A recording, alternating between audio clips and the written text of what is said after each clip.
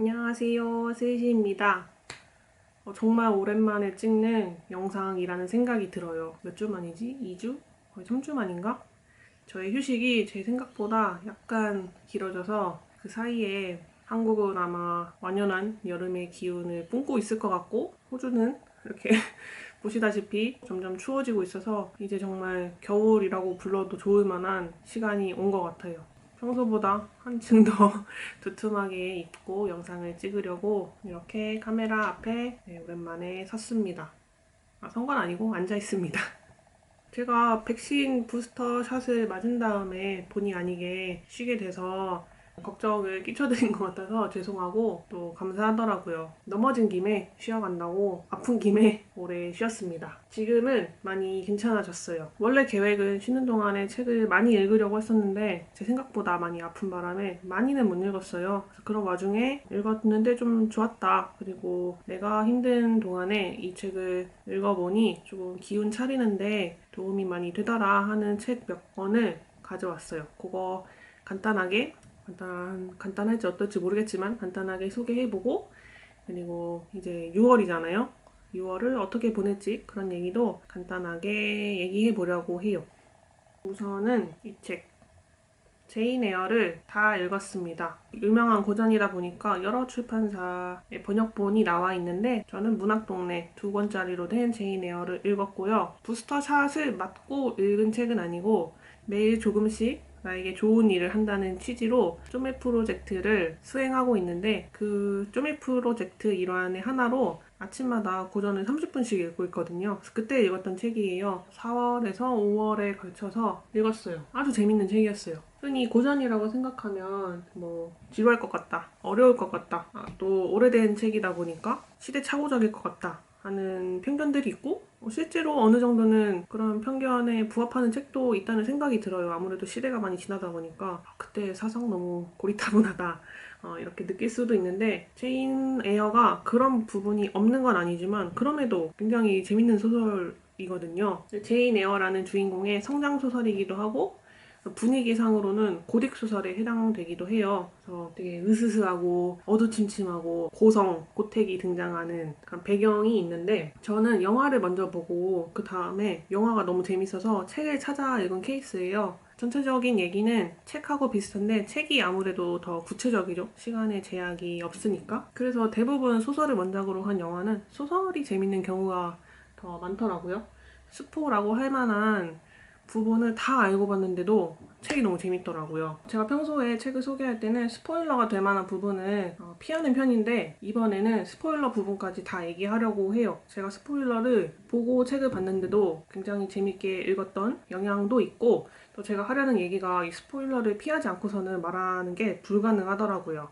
그래서 제인 에어의 스포일러를 원하지 않는 분들은 이 부분은 스킵해 주시는 게 좋을 것 같아요. 일단 제인 에어의 얘기가 재밌는 건 줄거리가 확실하고 계속 뭔가 일이 벌어져요. 공간에서 일어나는 일이 되게 명확하거든요. 총 2권짜리인데 배경이 크게 4곳이 나와요. 첫 번째는 제인이 어렸을 때 살았던 친척집, 그리고 제인이 다녔던 기숙학교, 제인이 가정교사로 일하면서 살았던 솜필드 저택, 그리고 그곳을 나와서 살던 세인트 존의 집과 학교, 그리고 마지막에 다시 솜필드 저택으로 돌아가게 되는데, 크게는 4집이라고 할 수 있죠. 4곳의 공간. 근데 이곳에서 일어나는 사건이 굉장히 드라마틱하고 명확해요. 일단 주인공이 제인 에어고, 이 책은 조금 특이하게 제인 에어가 글을 쓰는 형식이에요. 그래서 아주 드물지만 가끔씩 독자여 하면서 독자한테 말을 거는 부분이 나오기도 하거든요. 이런 것도 좀 재밌었는데, 근데 제인 에어는 부모가 없는 고아고 친척집에 얹혀 살고 있어요.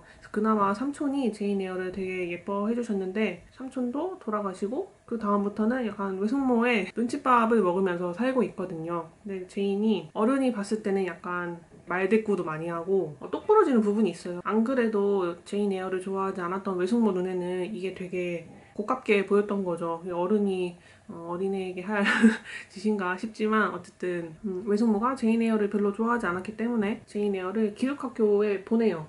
지금으로 치면 아동학대감인 게 분명한 일들이 되게 많이 벌어지거든요. 애들 밥도 잘 안 주고 돈 아낀다고 밥도 덜 주고 머리도 이렇게 해라 저렇게 해라 하면서 단속을 엄청나게 하는 기숙학교였어요. 저희는 이곳에서 마음 맞는 친구도 만나고 선생님도 만나는데 친구는 병에 걸려서 죽고 선생님도 결혼을 하면서 학교를 떠나요. 그래서 이 두 명의 소중한 벗을 떠나보낸 제인이 나도 이제 이곳을 떠나야겠다라는 생각에 새 직장을 구해서 기숙학교를 나가는데 그 새 직장이 솜필드 저택에 있는 한 여자아이의 가정교사예요. 입주 가정교사라서 거기서 생활하면서 아이를 가르치는 일을 맡게 되는데 여기서 제인은 집안의 주인인 로체스터와 사랑에 빠져요.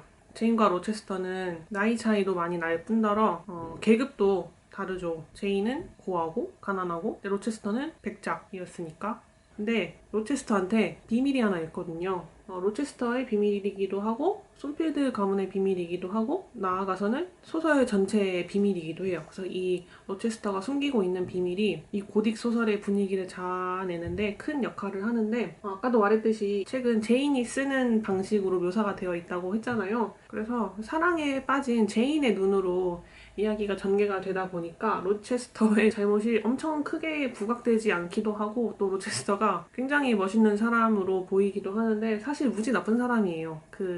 연애 참견? 그런 데 나오면 패널이 욕 많이 할 남자거든요. 사실 이 남자가 이미 결혼을 한 상태였던 거예요. 그러니까 유부남인데 유부남이라는 사실을 속이고 싱글인 척 접근을 한 거죠. 그리고 결혼까지 하려고 했고 제인은 억울하게도 이 사실을 결혼식 날 알게 돼요. 너무 충격적이었을 것 같죠?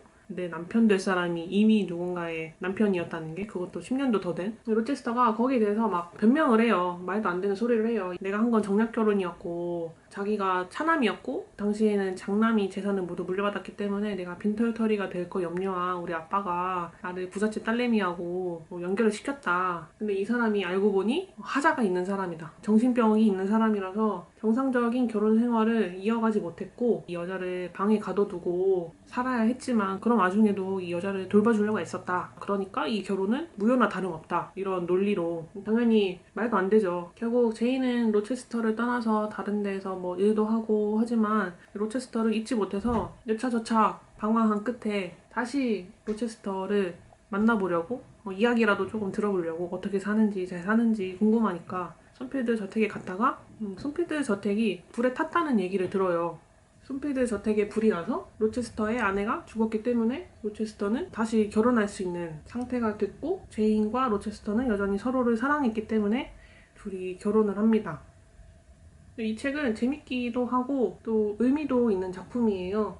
이 작품의 배경이 19세기 초중반 영국이거든요. 노동자, 외국인 등등 온갖 소수자에 대한 차별이 만연하던 시대예요. 여기서 제인은 여성이기도 했고 고아였고 가난하다고 나오고 심지어 좀 못생겼다? 예쁘지 않다라는 묘사가 굉장히 자주 나오거든요. 그 당시에도 이런 열악한 상황에 있는 여성을 그린 작품이 아예 없었던 건 아니지만 그 대부분의 주인공들이 그래도 아름답기는 했다고 해요. 그래서 이런 주인공이 돈도 없고 부모도 없고 아무것도 없는데 예쁘지도 않다? 그래도 나는 동등한 사람이다. 남들과 똑같은 사람이다. 라고 주장하는 게 당시로서는 굉장히 파격적이었던 모양이에요. 제인 에어가 공부도 열심히 하면서 많이 배우기도 했고 또 생각도 깊고 로체스터는 남자였고 영국 사람이었고 백작 지위를 가진 사람이었지만 내가 그하고 다를 게 뭐냐. 내 영혼은 그 사람이랑 똑같다. 라고 주장하는 아주 진취적이고 생각이 앞선 여자 주인공이에요. 또 제인 에어만이 아니라 솜필드 저택에서 집안을 관리하는 부인이라든지 제인 에어의 외숙모, 여기서는 악역에 가깝게 나오는 외숙모, 그리고 나중에 솜필드 저택을 떠났을 때 만나게 되는 세인트 존의 여동생들, 이런 여성이 되게 많이 등장하는데 성격도 다 다양하고 다 다른 모습을 가지고 있어서 이런 거 보는 재미도 있더라고요. 근데 다만 아쉬운 점은 바로 로체스터의 부인이었던 버사예요. 버사는 많은 여자 등장인물 중에서도 발언권을 가지지 못했던 거의 유일한 여자가 아닐까 싶어요. 버사 메이스는 당시 영국의 식민지였던 자메이카 농장주의 딸로 등장하는데요. 농장주 딸이니까 엄청 돈은 많았겠죠? 부유했기 때문에 로체스터 아버지가 로체스터의 짝으로 주선해요. 버사는 부유했지만 한편으로는 차별의 대상이기도 했는데 당시에는 서인도 제도 같은 식민지에 사는 백인을 크리올 혹은 크레올이라고 부르면서 영국 본토의 백인하고 차별을 했다고 해요. 웃기죠? 같은 영국 사람인데 그걸로 차별을 했다는 게 병이 있는 존재다라는 식으로 폄하하고 무시했다고 해요. 책을 보면 버사는 목의 유전에 정신병이 있다는 묘사가 있는데 이건 어디까지나 로체스터의 말이거든요. 로체스터가 이 결혼은 무효고 나는 이 사람을 진정으로 사랑하지 않았어 라면서 하는 변명이 버사에게 문제가 있다 예요. 정말 그녀가 정신병이 있었는지 없었는지는 모를 일이죠. 어디까지나 로체스터의 주장이니까. 또 10년쯤 그렇게 방에만 갇혀 있으면 정말로 정신이 안 나가는 게 이상하지 않을까? 그런 생각도 들고, 소설 속에서 버사는 제인과 로체스터의 장애물로 등장하고, 그리고 죽어서 사라짐으로써 그들의 결혼을 완성시키는 대상으로만 등장하거든요. 제인 에어라는 이 여성의 명미남, 독립적인 면모 이런 거는 굉장히 시대를 앞서 나간 그런 묘사로 그렸으면서 버사 메이슨이라는 한 여성에 대해서는 이렇게 입 한 번 열 기회조차 주지 않고 사라지게 만들어야 했는지 이런 지점이 좀 아쉬웠고, 그리고 손필드 저택에 불이 나고 이 과정에서 버사는 죽고 로체스터는 한쪽 손을 잃고 한쪽 눈을 잃고 그리고 나머지 한쪽 눈도 그렇게 온전한 상태가 아니라고 나와요. 그러다가 제인을 만나서 자기의 잘못을 뉘우치고 결혼해서 살던 중에 약간 다쳤던 다른 한쪽 눈이 다시 회복된다는 뉘앙스를 풍기면서 소설이 끝나거든요. 이런 점도 약간 아쉽더라고요. 죄를 저질렀고 잘못을 저질렀다는 증거로 신체 일부를 잃는 사건이 일어나고 또 내가 진심으로 깨우치고 회개했을 때 그렇게 다쳤던 몸이 다시 낫는다. 이런 사고방식이 장애를 도구화한 듯한 느낌이 들어서 아쉽더라고요. 몇몇 아쉬운 점이 있지만 그럼에도 한 번쯤 읽어볼 만한 소설이었고, 여러분도 제가 말한 부분, 버사라는 사람이 어땠을까? 이런 거 한 번씩 생각해 보면서 읽으면 제인 에어 책 읽기가 더 재밌지 않을까 하는 생각이 듭니다. 그래서 이러한 생각이 저만의 생각은 아니었는지 진 리스라는 작가가 버사를 주인공으로 한 소설 광막한 사르가소 바다를 썼어요. 읽고 싶었는데 전자책이 없더라고요. 언젠가 꼭 읽을 수 있었으면 좋겠네요. 종이책으로 구해서라도. 제인 에어는 4월과 5월에 걸쳐서 읽었던 책 중에 좋았던 책이었고요. 백신 접종을 하고 난 다음에 몸이 아팠던 것도 있지만 기분이 되게 많이 가라앉고 무기력한 증상이 있었어요. 이거를 빨리 떨쳐내려고 애썼어야 했는데 제가 몸도 같이 아프다 보니까 아이고 이러면서 그냥 거기에 쑥 빨려 들어가서 한동안 무기력으로 고생을 했는데, 마음이 우울할 때는 그 순간에서 좀 도망갈 수 있는, 도피할 수 있는 그런 행복하고 즐거운 얘기에 꽂히는 한편 또 엄청 큰 얘기에 끌리기도 하거든요. 그래서 그런 주제의 책을 하나씩 골라보자면 행복하고 즐거운 이야기라고 하면 요 만화책 여학교의 별이라는 책을 추천하고 싶어요. 이게 현재 2권까지 나왔는데 저 2권까지 다 읽었고요. 너무 재밌고 웃겨서 진짜 막 깔깔대면서 만화를 읽었거든요. 여학교의 별이 누굴까요? 이 표지에 나와 있는 이 선생님의 이름이 별이라는 뜻의 호시예요. 제목의 호시가 이 호시 선생님을 가리키는 걸 수도 있고, 학생들은 학교에서 많은 시간을 보내다 보니까 자연스럽게 선생님에게 관심을 갖는 경우도 많잖아요. 선생님이 약간 학교의 아이돌 같은 느낌을 받을 때도 있는데, 그런 의미에서 학교 선생님들을 별이라고 부르는 게 아닐까 하는 생각이 들었어요. 여러분들은 어떤 학창시절을 보냈는지 궁금해지는데, 저는 이 책에서처럼 여학교를 나왔거든요. 여중 나오고 여고 나왔어요. 제가 다녔던 학교는 아무래도 조금 라떼? 옛날이기도 하고 아무래도 막 수도권에 있던 학교는 아니라서 그런지 공부를 엄청나게 강요한 학교는 아니었거든요. 그렇게 학구열이 높은 학교는 아니어서 그냥 재밌게 보냈던 것 같아요. 친구들 얼굴만 봐도 막 하면서 웃고 까르르 대고 야자 시간에 수다 떨고 땡땡이 치고 영화 보러 나가고 이런 것들이 다 너무 소중하고 즐거운 기억으로 남아있거든요. 이 책을 보니까 그 시절이 많이 생각났어요. 막 선생님한테 별명도 붙이고 선생님을 관찰하기도 하고 선생님 눈에 피해서 야자 시간에 막 이런저런 얘기를 나누는 그런 장면이 나오는데, 책의 내용과 완전히 일치하는 건 아니지만 저는 저만의 기억을 또 갖고 있으니까 그런 걸 생각하다 보면은 공감도 많이 가고, 그리고 또 그냥 이 책 자체가 너무 웃겨요. 그 시절에는 학교 친구들만큼 선생님하고도 정말 많이 부딪히면서 많은 시간을 보냈는데, 선생님을 사적으로 알 길은 없잖아요. 이 책을 보면서 아, 선생님도 이렇게 어딘가 허술하고 좀 웃긴 구석이 있었겠지? 뭐 하는 생각도 들고 하더라고요. 학생들의 연애 이야기 이런 것보다는 수업보다 딴 일에, 딴 짓에 관심이 더 많은 여학생들 이야기가 주를 이루고 있어서 재밌게 보실 수 있을 거라는 생각이 들어요. 그래서 이 책 되게 재밌게 읽었고요. 그래서 이런 힐링물과 더불어서 제가 요새 최재천 교수님한테 좀 빠져 있거든요. 우연히 유튜브 보다가 막 정주행도 하고 그랬는데 그 유튜브 중에서 내공왕 시리즈를 제일 좋아해요. 내공왕 시리즈가 뭐냐면 네이버 지식인의 지존 등급이 되겠다는 목표를 가지고 네이버 지식인에 열심히 답글을 다는데 타자 속도가 너무 느려서 슬픈 교수님이 나오는데 일단 사람들의 질문이 독특하고 재밌어요. 뭐 이 벌레 뭐예요? 이 곤충 뭐예요? 이러면서 막 사진 찍어서 올리는 그 질문도 너무 특이하고 재밌고 딱 보면은 아 이건 뭐입니다 이러면서 바로바로 대답이 나오는 교수님 학식에 감탄하게 되기도 하고 또 그런 아기자기한 문답이 있는 한편 선생님 그 사는 게 힘들까요? 이런 진지한 질문을 올려주시는 분도 있는데 거기에 대한 교수님의 답이 인상적인 게 정말 많았어요. 이런 걸 보면은 아 진짜 나이만 먹는다고 어른인 게 아니라 이런 깊이와 연륜과 또 포용력을 가진 사람이 진짜 어른이구나 이런 생각도 들고 나도 저런 어른이 되었으면 좋겠다 하는 생각을 들게 만들어서 너무너무 재밌게 봤어요. 그래서 여러분들께도 혹시 안 보셨다면 추천하고 싶은 유튜브 영상이고 그렇게 최대천 교수님에 빠진 김에 최대천 교수님의 책을 하나 둘씩 찾아 읽어보려고 하거든요. 지금 읽고 있는 책은 다르면 다를수록 이라는 책이에요.